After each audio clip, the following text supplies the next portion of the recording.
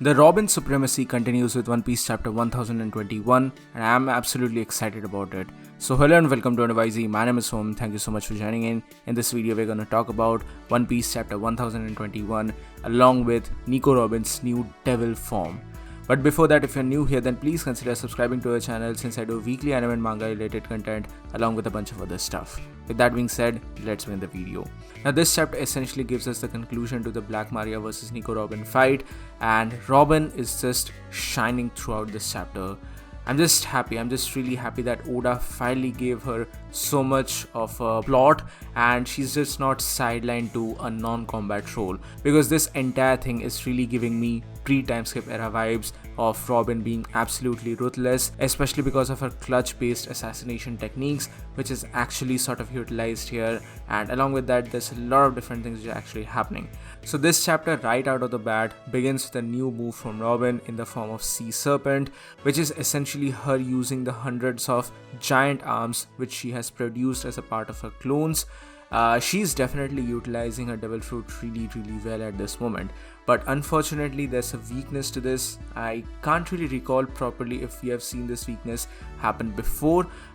This sort of happened with her entire full body clone, but it's much more prevalent at this moment because while she's directly being attacked by Black Maria, especially while her arms are getting attacked, her main body is also getting hurt at the very same moment. Like if one of her giant arms are getting cut, she's also having a cut on her main body, basically a main arm as well, which is a major disadvantage for her, and Black Maria definitely tries to exploit this technique, and she has essentially taken the first half of the chapter to herself and she's just obliterating Nico Robin using her martial art moves. She's just punching Robin's face again and again to the point where she actually has to dispel her large clone. But before that, prior to that, we actually get a full body shot of her large body, and obviously it is censored, like no way Oda is going to actually show us those stuff, but yeah, it's fine. But I'm just wondering how the anime is going to implement it.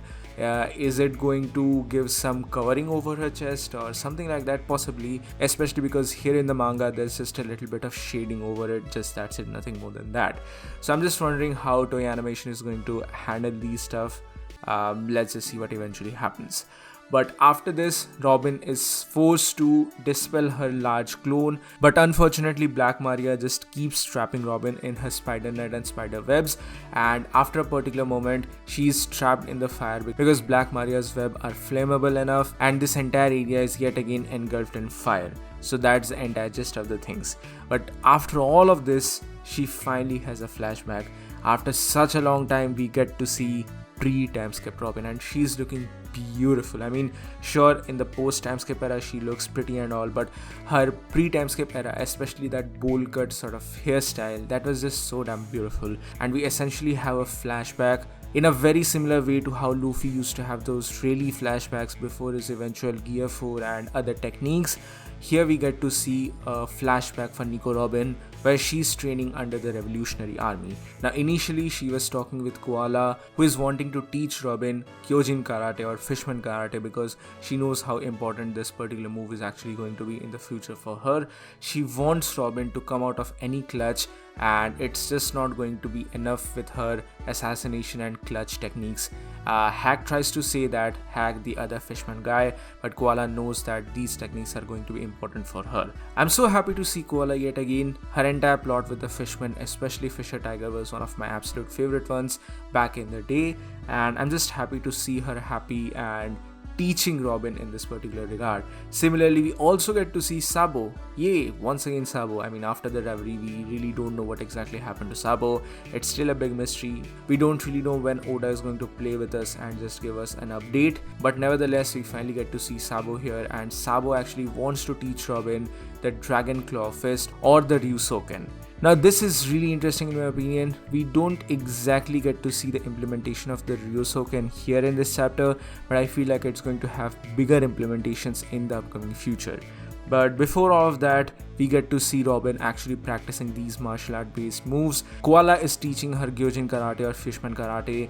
Now I feel like there's something very interesting about this particular move, especially this particular move which Robin uses here in this chapter. She is using her typical spank, but along with that, her palms are a little bit cusped. At least here in this panel, it seems like her arms are a little bit cusped, and because of this, she's able to use her palms in a very interesting manner. And finally, we get to see a new move from Robin in the form of Mille Fleur, Fishman karate or Gyojin karate, and then we have a growing where she grows her gigantic arm, and after that finally the move's name is Giganteum.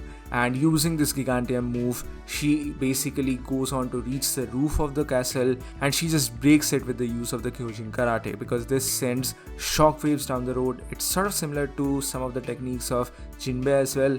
So I am definitely seeing a future scene where Jinbei is teaching Robin some of the more advanced moves of Gyojin karate. But I'm going to come back to Jinbei in just a bit because there's more about those stuff. But here Robin essentially uses this move to break down the roof, and because of the falling debris, it puts out the fire which has engulfed them. And in the midst of all of that, Black Maria is still trash talking to Robin how she's ineffective, how she's a burden for her crew, and how she's physically weak, yada yada yada, all of these different trash talks. She essentially tells Robin that she is only helpful to her crew because of her knowledge and mental prowess. She's a hindrance to them physically. And after all of this, she also dehumanizes Robin by saying that you are just a demon child, you are the devil's child, the basic epitaph which was used for Robin for quite a long time. And after this particular moment, we finally get to see, I know this is not awakening, but for me this is enough, more than enough of an awakening. This is absolutely beautiful, this is absolutely amazing. We get to see Nico Robin's new move, final move of this chapter, in the form of Demonio Fleur. This is Demon Fleur or Devil Fleur, whatever you want to call it. It's totally black in color, absolutely black in color. She's having the wings of a devil, she's having the wings of a demon, and along with that she's also having the horns. Now these horns are very similar to the horns of Yamato, as well as Black Maria's horns as well. But either way, she's having a pre-time skip hair with the bowl cut sort of hair, and this looks beautiful, absolutely beautiful. This is menacing, this is just epic, this is absolutely epic. It sort of reminds me of the Frankenstein or vampire stories of the bygone era, and it seems like Oda might have taken some sort of an inspiration from that as well. And immediately after seeing this form, Black Maria says that, a devil? What the hell is going on? And to this, Robin says that, I'll be a devil if that's what it takes to help the people that count on me. And therefore, she finally unleashes a new move, Demonio Fleur Grand Jacuzzi Clutch. And she's ruthless. She is absolutely ruthless. She has entangled the body of Black Maria along with the spider and whatever of her hybrid form she has in the midst of all her arms and legs, and she's just breaking apart the body of Black Maria. This clutch is brutal. This is absolutely brutal. The other subordinates of Black Maria are able to hear that sound. They literally hear the sound of Black Maria's spine cracking along with a haunting scream. This is beautiful. This is absolutely beautiful. Nico Robin also has sort of demon or vampire like teeth, and she's totally engulfed in black. Now obviously the main question here is that, what exactly is this form? Is this a form based out of Haki?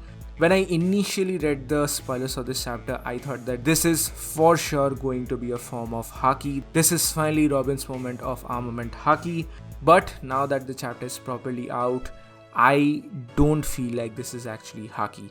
Because in some of the panels you can actually see that some of her other arms are in normal color. They are not in black. And at the same time, I just went back to check some of the other prior chapters where Oda has properly used armament Haki, one of the recent examples being chapter 1018, which featured the fight between Who's Who and Jinbei. Now, if you go back to that particular chapter, you can easily see that there's a lot of difference between the shading for this armament Haki and the shading utilized for Robin here. This is quite different. The armament Haki shading is totally in pure pitch black with just some white shades for the highlights. There's no essentially gray areas which are utilized here. Yeah, sure, some of the other shadowy panels have the grays, But for the most part, when we are talking about armament haki, Oda doesn't really use shades, he uses pitch black color. But if we are looking at the body of Nico Robin, she is having definitely white areas, or rather skin tone areas, and it's mostly like an ornamental feature, or it's her embracing the name of the devil's child. Like, she has been the devil's child, the demon child, for years and years and years, from the very moment the Ohara massacre happened. So she has finally, embraced that name, because she definitely became the devil in this chapter. Unfortunately, I don't really think that this is going to be true armament haki. I'm not saying that it's 100% for sure, but for the most part it seems like this is not armament haki. Now maybe this is eventually a foreshadow for armament haki, and she's eventually going to utilize it sometime in the future. I definitely can presume Jinbei teaching her both Fishman Karate or Gyojin Karate as well as armament haki. Initially, I thought that maybe Zoro or Sanji teaching her would be better, but now, in hindsight, I feel like it would be a better job for Jinbei himself. Moreover, she has utilized her devil fruit quite substantially here, especially by developing all of these wings and whatnot, and I honestly don't believe that this is really armament haki.